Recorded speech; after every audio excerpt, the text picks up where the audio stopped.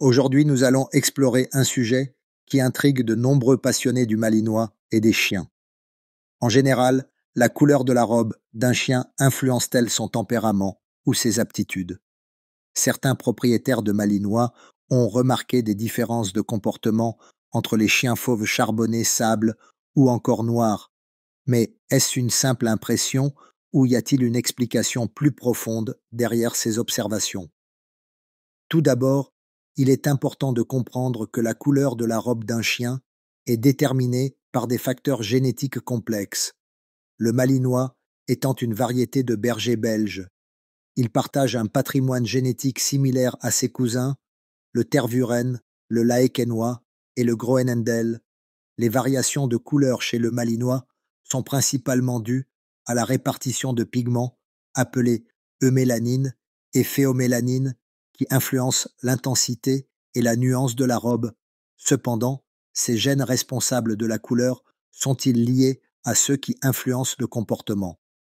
Certains éleveurs et dresseurs spécialisés rapportent que les malinois fauves charbonnés sont souvent décrits comme plus vifs, plus énergiques et plus aptes au travail, notamment dans les disciplines comme la détection, la recherche ou encore l'intervention policière. À l'inverse, certains affirment que les malinois plus clairs auraient un tempérament légèrement plus calme et une meilleure capacité à s'adapter à la vie de famille.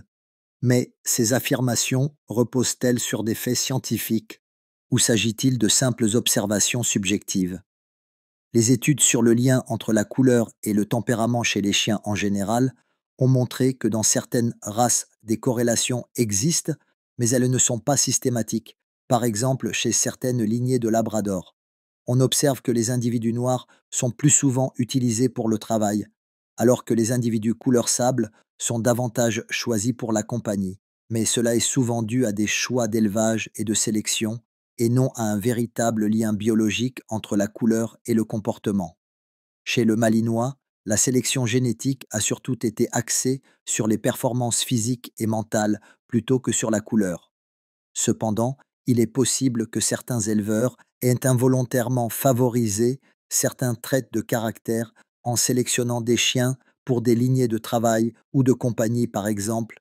Dans certaines lignées militaires ou policières, la priorité est donnée à des chiens très réactifs et dynamiques, souvent avec une robe charbonnée ou foncée, tandis que dans des élevages axés sur le sport canin ou la vie de famille, on pourrait retrouver plus de malinois plus clairs avec un tempérament légèrement plus tempéré.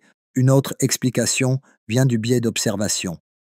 Les propriétaires peuvent inconsciemment attribuer certains traits de personnalité à la couleur de leur chien et interpréter leur comportement en fonction de cette croyance.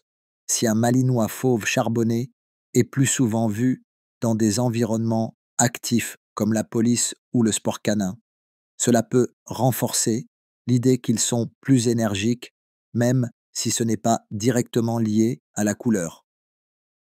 La couleur de la robe d'un malinois ne semble pas avoir d'influence directe sur son tempérament.